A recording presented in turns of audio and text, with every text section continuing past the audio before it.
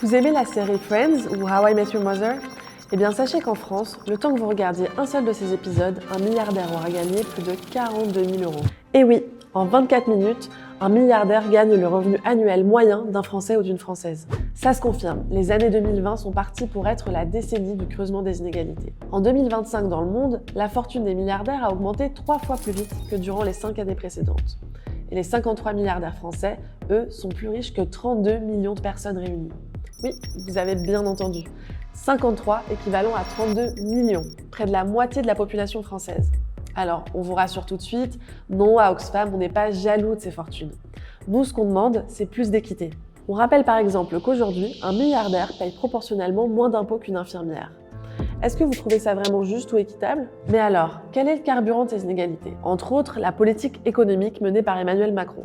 Françaises, Français, mes chers compatriotes. Les 32 Français qui étaient milliardaires au moment de son arrivée au pouvoir ont plus que doublé leur fortune depuis 2017. Cela représente une augmentation de près de 220 milliards d'euros. Pour bien se rendre compte de ces chiffres stratosphériques, 220 milliards, c'est l'équivalent de 10 000 postes d'enseignants financés pendant près de 400 ans. Et le hic, c'est que cette explosion des richesses a de multiples conséquences et met en danger le bien commun. Mais pourquoi? Car les milliardaires peuvent notamment utiliser leur fortune pour acheter du pouvoir politique, influencer les gouvernements, acquérir des médias ou affaiblir toute opposition en se reposant notamment sur de puissantes équipes juridiques pour garantir leur impunité devant la justice. Aujourd'hui, l'enjeu est de résister au règne des ultra-riches. Notre nouveau rapport Oxfam sur les inégalités dénonce la manière dont la puissance économique, donc la richesse, peut rimer avec puissance politique, et ce partout dans le monde. A l'inverse, les personnes qui sont au bas de l'échelle ont très peu de pouvoir politique et peu de chances d'accéder à des postes importants. Leurs voix sont parfois réduites au silence par la montée de l'autoritarisme et la suppression de droits et libertés durement acquis. En France, les débats sur la justice fiscale ces derniers mois ont été révélateurs de ce phénomène.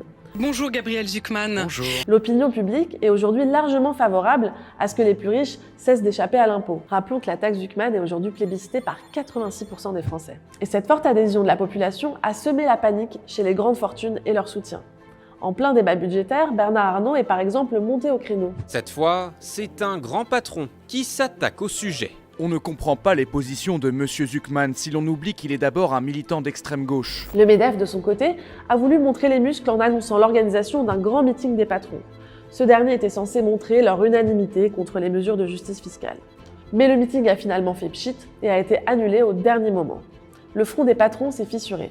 Non seulement les deux autres principales organisations patronales se sont désolidarisées de ce projet, mais certains patrons de PME ou de start-up ont même affirmé leur soutien à une meilleure taxation des ultra-riches. Malgré tout, la pression exercée par ce backlash libéral a permis de maintenir le statu quo. Si on taxe trop les riches, ils s'en vont. C'est une connerie. Le résultat, ce sont des mesures de justice fiscale au rabais qui ont été inscrites au budget. Largement en deçà des attentes et très peu efficaces. Un véritable hold-up sur le choix des Français. En parallèle, la mainmise de quelques milliardaires sur les médias français s'accroît et fait planer une menace sur notre démocratie. La rédaction du magazine Challenge se bat par exemple depuis plusieurs mois contre Bernard Arnault. Le milliardaire est sur le point d'acquérir le titre, mais refuse de signer la charte déontologique de la rédaction, qui garantit notamment leur indépendance. Autre fait inquiétant, la mainmise croissante de Vincent Bolloré sur les médias et la culture, accusé depuis de nombreuses années d'être mis au service de la propagation d'une idéologie d'extrême droite. De son côté, l'ultra-conservateur Pierre-Édouard Stérin poursuit lui également la construction de son empire et vient d'entrer au capital de Valeurs Actuelles. Il a placé plusieurs personnes de confiance aux manettes du titre pour le développer. En parallèle, il continue de mettre sa fortune au service d'un programme de financement d'écoles, de think tanks et autres associations dans le but de favoriser l'accession de l'extrême droite au pouvoir. C'est pour toutes ces raisons qu'Oxfam se bat depuis des années pour que nous résistions au règne des ultra-riches et qu'ils payent notamment, enfin, leur juste part d'impôts. On a fait les comptes et on pourrait dégager plus de 70 milliards d'euros par an pour financer la transition écologique et les services publics en taxant mieux les ultra-riches. Ça vaut le coup, non?